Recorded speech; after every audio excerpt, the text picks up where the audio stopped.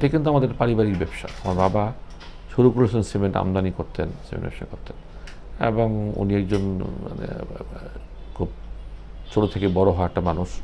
ওনার একটা ধারণা ছিল, সেটা হচ্ছে গুণগত মান ছাড়া কোনো সময় কোনো ব্যবসাকে দীর্ঘমেয়াদে টিকে রাখা যায় না।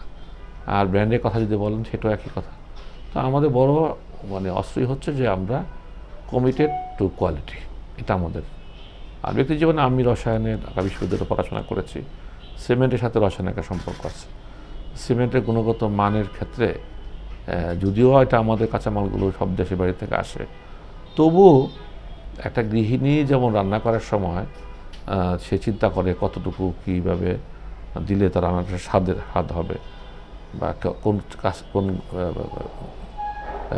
খাবার যে খাচ্ছেন তার কেমন তৃপ্তি। ঠিক একইভাবে আমরা ধরেন যখন আমাদের অনেক রকম সিমেন্টের চাহিদা আছে, যেমন 27 রকমের সিমেন্টের লাইসেন্স বিএসটিআই দিতে পারে।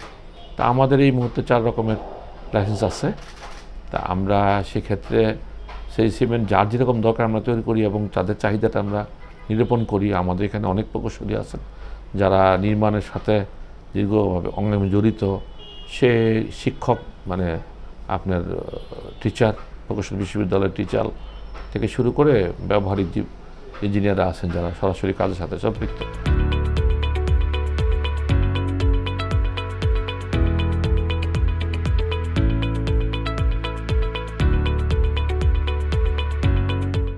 গত ধরেন 10 বছরে বাংলাদেশে অনেক বড় বড় মেগা স্ট্রাকচার হয়েছে, যেগুলো আগে কখনো হয় নাই।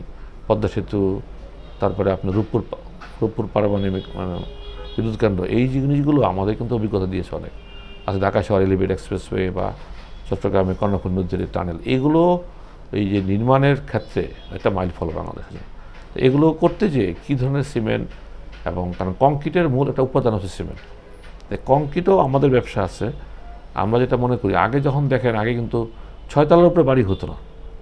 এখন গুলশানে আপনি দেখেন 14-15 তলা, এখন 40 তলা পর্যন্ত কমার্শিয়াল বিল্ডিংয়ের পারমিশন গুলশানে হয়ে গেছে।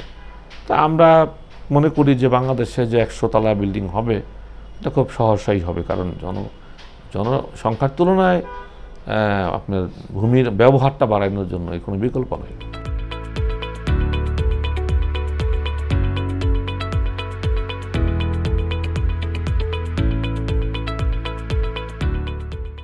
সিমেন্টের ভবিষ্যৎ অনেক বেশি ভালো আমরা দেখছি। আমরা যখন শুরু করেছিলাম সে তুলনায় আজকে কিন্তু কয়েকশো গুণ বৃদ্ধি পেয়েছে চাহিদা। তো এটা চাহিদা বাড়তেই থাকবে আমরা মনে করি, এবং এটা খুবই, তবে নিঃসন্দেহে ব্যবসা বাণিজ্য মানেই হচ্ছে প্রতিযোগিতা। সে প্রতিযোগিতাকে আমরা খুব আমরা এনজয় করি।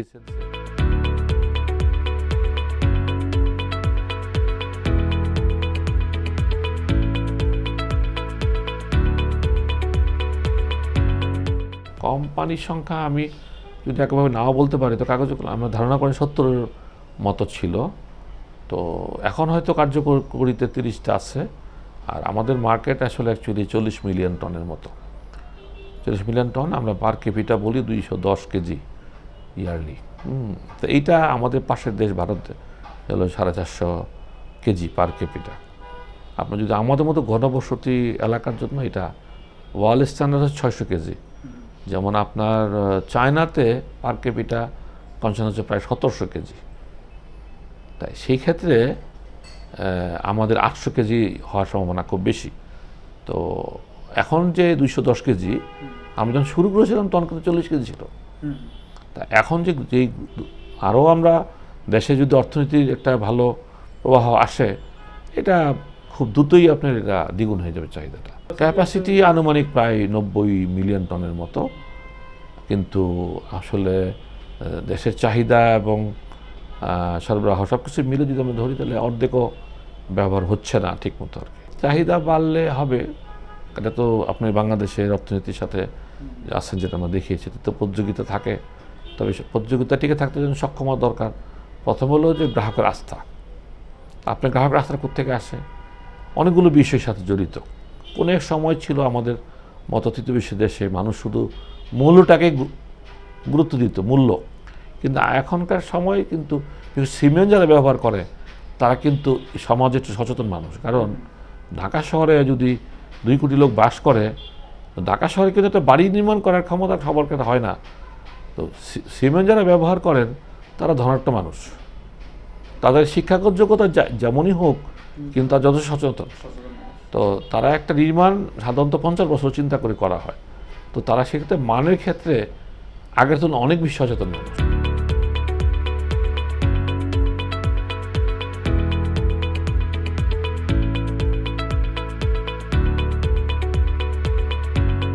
আমরা সবাই নির্মাণ দেখেছি, দেখেন এত শ্রমিকরা মাথায় করে সেই কয়েকতলা উঠে তারপরে এই সিমেন্ট যখন পানিতে মেশানো হয় তখন কিন্তু এটা এক ধরনের একটা অ্যাসিডিক রিয়াকশন হয়। অনেক সময় সারাদিন পায়ে দাঁড়ায় থাকতে তার পায়ে মানে ঘা হয়ে যায়। এটা আমরা দেখে অভ্যস্ত, কিন্তু যদি আমার পাশে আধুনিক নির্মাণ যেগুলো হচ্ছে বা বিদেশি যেসব অর্থায়নে যেগুলো হচ্ছে সেগুলো কিন্তু দেখছি শ্রমিকরা একটা বেস্ট পড়ছে, যে দূর থেকে আপনি কালার বেস্ট দূর থেকে যেগুলো দেখতে পাই, এটা মাথায় একটা হেলমেট থাকে যাতে মাথাটাকে নিরাপদ করা যায়, তাদের পায়ে গম্বুট থাকে, স্পেশাল শু থাকে, গ্লাভস থাকে। তো এগুলো নিয়ে আমরা চিন্তা করে আমরা দেখলাম যে আসলে যদি যতক্ষণ পর্যন্ত না এই একটা সেক্টরের সকলকে সচেতন করা যাচ্ছে না, ততক্ষণ পর্যন্ত কিন্তু আসলে ব্যবসা বান্ধব ব্যবসা করা যাবে না। তো আমরা রানা প্লাজা দুর্ঘটনার পরে কিন্তু বড় বড় গার্মেন্টসের বায়ার যারা নাকি বড় বড় সারা দুনিয়ার বড় ব্র্যান্ড, তারা কিন্তু এগিয়ে আসছে যে এইটা তো হতে দেওয়া যায় না। তা আমাদের দেশেও যে দু একটা দুর্ঘটনা অনেক ঘটেছে, তো আমরা মনে করি দুর্ঘটনাগুলোর জন্য মূলত সচেতনতা দায়ী।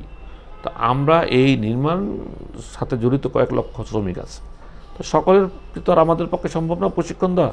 তা আমরা কিন্তু প্রশিক্ষণ দিচ্ছি, তাদেরকে নিরাপত্তাজনিত যেই সমস্ত উপাদানগুলো ব্যবহার করতে হয় আমরা তাদের ফ্রিতে দিয়েছি।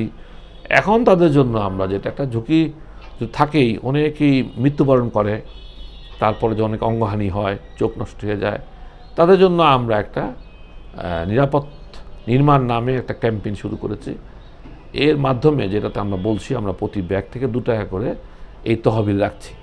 এই রেখে আমাদের ইতিমধ্যে 80,000 মানে নির্মাণ শ্রমিক আমাদের সাথে রেজিস্ট্রেশন হয়েছে। তো তাদের উৎসাহ আছে, কারণ তাদের আমরা মানে বিভিন্ন সারা বাংলাদেশে শ্রমিকদের নিয়ে কন্ট্রাক্টদের মাধ্যমে আমরা অনুষ্ঠান করেছি, তাদের কথা শুনতে চেয়েছি। তাদের কথা শুনতে যে 3-4 বছর আগে, তখন দেখেছি সবার মধ্যে একটা মানে আকাঙ্ক্ষা যে তাদের জন্য কিছু করা হোক। এই যে দুর্ঘটনা ঘটলে একটা পরিবারের মানে ক্ষতি হয়, তো তখন থেকে চিন্তা করতে করতে আমরা গত বছর থেকে এটা শুরু করি।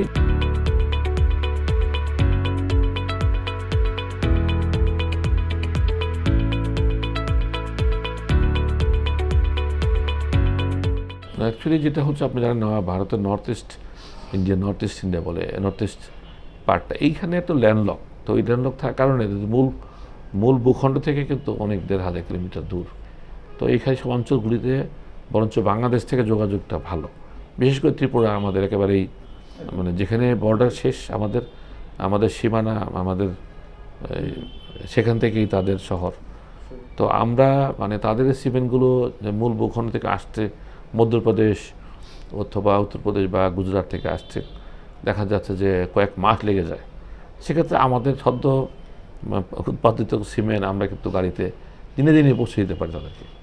তো সেক্ষেত্রে যেটা হলো যে আমাদের যে সমস্যাটা হলো যে আমাদের তো সবই মানে আমদানি করা কাঁচামাল, আমাদের এখানে শুধুমাত্র যেটুকু আমরা ভ্যালু এডিশন করি সেইগুলো ব্যতিরেকে তো আসলে, আর ওরা যেহেতু একটা স্বয়ংসম্পূর্ণ যেমন কাঁচামাল মানে সিমেন্টের কাঁচামাল ক্লিংকারের একটা উপাদান হচ্ছে আপনার এই চুনাপাথর। তো চুনাপাথর তো আমাদের দেশে এখনও পর্যন্ত যদিও শোনা গেছে, কিন্তু চুনাপাথর আমাদের দেশে কোনো ক্ষেত্র নাই, মানে আমরা যেটা বলি খনি বা মাইন্স সেরকম নাই। তো ওদের সেখানে থাকার কারণে কয়লা দরকার হয় পরায়নের জন্য, তো তাদের সে থাকা তাদের উৎপাদন ব্যয়টা আমাদের চেয়ে অনেক কম।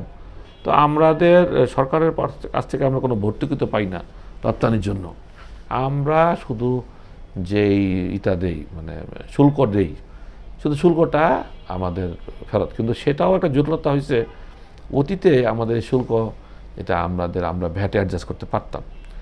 সরকার গত 4 বছর আগে একটা আইন করলো যে এটা ডেডো মানে ডিপার্টমেন্ট অফ এক্সপোর্ট যে ডিউটি আমাদেরকে ফেরত দিবে। সেইখানে ওইটা আমরা আজকে 5 বছর হয়ে গেছে, আমরা এখন পর্যন্ত ফেরত নিতে পারি নাই। তাতে করে ধরেন আমাদের তো টাকা, এটা তো আমাদের ব্যাংক থেকে সুদের মাধ্যমে টাকাটা আমরা করি, এই টাকাটা আমাদের জমে আছে। নিতে গেলে যে সরকারি অফিসের যে কার্যক্রম, সেটা আপনারা আমাদের চেয়ে ভালো জানেন। এইটা আমরা যদি মানে পাই, এই যে আগের মতো নিয়মে পাই, তাহলে রপ্তানি ক্ষেত্রে আমরা একটু আগায় যেতে পারবো। অগ্রিম কর হলো একটা জিনিস, যেটা হচ্ছে ধরেন অগ্রিম করতে একটা আমাদের ইয়ে থেকে নিয়ে যায়, কি বলে, আমদানি পর্যায়ে এটা নেওয়া হয়। আমাদের যে মুনাফা হয়, যদি যেটুকু অগ্রিম কর নিচ্ছে এই হিসাব করলে 140% আমার প্রফিট করতে হবে। এটা তো একটা অপশন। তো এই কেন যে তারা এই বাংলাদেশের মতো গরিব দেশে সাধারণ মানুষ থেকে শুরু করে সবারই সিমেন্টের প্রয়োজন, শুধু যে বড়লোক সিমেন্ট ব্যবহার করে তা কিন্তু না, কারণ এনে প্রয়োজনীয় মন্ত্রী এসেছে, এটা ব্রিজ কালভার্ট সব জায়গায় দরকার। তো এইটার উপরে এত কেন মানে সরকারের পক্ষ থেকে আমি মনে করি আরও থাকা উচিত। আর যেহেতু আমাদের অনেক ক্যাপাসিটি আছে, আমরা চেষ্টা করলে এটা আমরা একটু রপ্তানির মার্কেটটাকে বড় করতে পারি আর কি।